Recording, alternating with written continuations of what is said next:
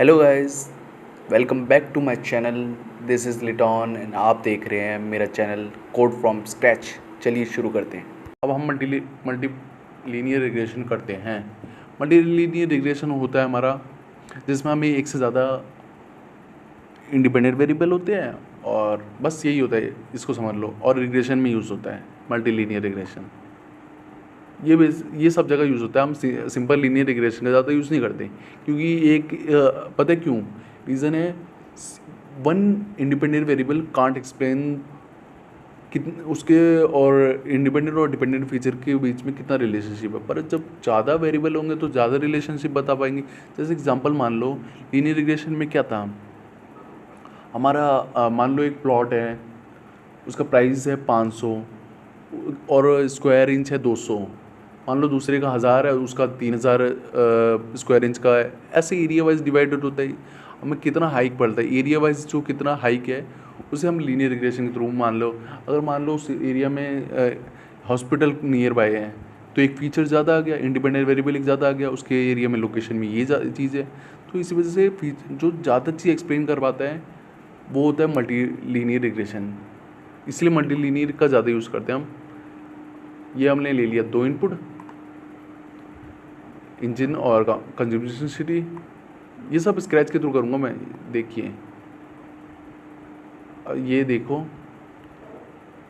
हमने engine size लिया और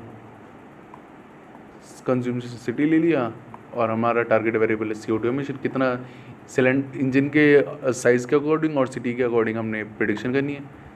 अब देखिए, अब मैं चेक करना है इसके बीच में रिलेशन, इंडिपेंडेंट फीचर और इंडिपेंडेंट फीचर के बीच में रिलेशन नहीं होना चाहिए। फीचर सिर्फ दो ही चीज़ के बीच में होना चाहिए, डिपेंडेंट और इंडिपेंडेंट के। इंडिपेंडेंट के बीच में रिलेशनशिप हुई तो एजम्पशन गलत है हमारी, तो हम यूज़ नहीं कर सकते उस चीज़ को। देखिए अब model year, sorry engine size के अकॉर्डिंग देखें, इंजन साइज़ और कंज्यूमेशन सिटी बहुत कम है, रिलेशनशिप नहीं है। फ्यूल कंज्यूमेशन सिटी और इंजन देखिए सेम है, ये होता है। अब इन दोनों के बीच में देखिए रिलेशनशिप, इसके बीच में देखिए, तभी यूज़ करेंगे। अब ये देख लिया, हमने इनपुट ले लिया, आउटपुट ले लिया। अब देखिए आगे हमने नल वैल्यू भी पॉइंट कर ली। नल वैल्यू है ही नहीं क्योंकि नल वैल्यू ट्रीट नहीं करेंगे तो एरर दे सकता है नल वैल्यू का, क्योंकि नल वैल्यू कुछ जगह सिर्फ ले लेती है, कुछ होता नहीं उसमें। ये पीएल और स्कैटर, ये हमने इनपुट ले लिया पहला डेटा, उसको प्लॉट करा, ये बना इक्वेशन। ये इसमें प्लॉटिंग हम दिखा नहीं सकते क्योंकि ये ना 3 डायमेंशनल होता है, तो इसी वजह से प्लॉटिंग आपको समझ नहीं आएगा। इसमें प्लॉट करूँगा अभी तो आपको बस बता देता हूँ कैसे करना है। ये हमने दूसरा डेटा ले लिया, दोनों डेटा।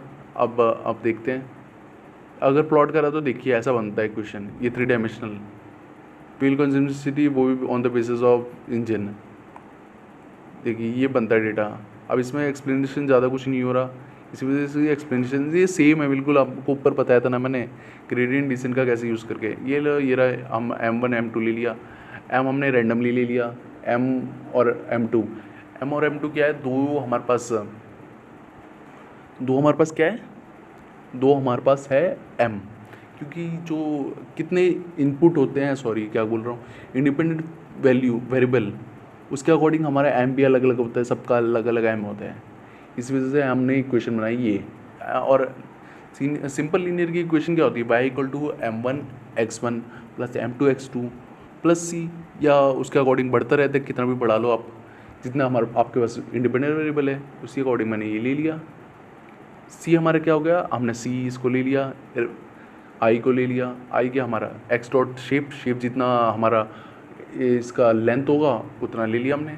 M और M2 दोनों वैल्यू को स्टोर करवा रहे हैं, C अपेंड इक्विवेलेंट डिस्टेंस के थ्रू स्टोर करवा दिया। कॉल कर रहे इक्विवेलेंट डिस्टेंस को, जो हमने सेकंड डिस्टेंस बनाया इधर बनाया, इक्विवेलेंट डिस्टेंस का दूसरा बनाया, जिससे हमें डिस्टेंस पता चले एरर कितना आ रहा है, निकाल दिया हमने। बस सेम ही चीज़ करा है, कॉल करा, फॉर्मूला प्रेडिक्शन देगा, M और चेंज होते जा रहे हैं, हर बार चेंज हो रहे हैं। डिस्टेंस कैलकुलेट कर रहा है, डिस्टेंस अपेंड हो रहा है डिस्टेंस, अब इनमें से सबसे कम मिनिमम डिस्टेंस फाइंड करना है। डिस्टेंस आ गया, ये रहा मिनिमम डिस्टेंस क्या, 5 4 5 5 7, ये मिनिमम डिस्टेंस आ गया। अब इसका स्लोप क्या है, अब इसको फाइंड करेंगे, इसका स्लोप क्या है। M1 का 21 है, M2 का 53 है, 2 स्लोप आ गए। कौन से C 42 पे आया। अब हमें अब Y M और M2 और C तीनों मिल गया। प्रिडिक्शन कर दिया, प्रिडिक्शन करा तो हमने क्या है, वैल्यूज़ आ गई, प्रिडिक्शन करके वैल्यूज़ आ गई, हो गया मल्टीपल लीनियर रिग्रेशन, प्रिडिक्शन निकाल दिया।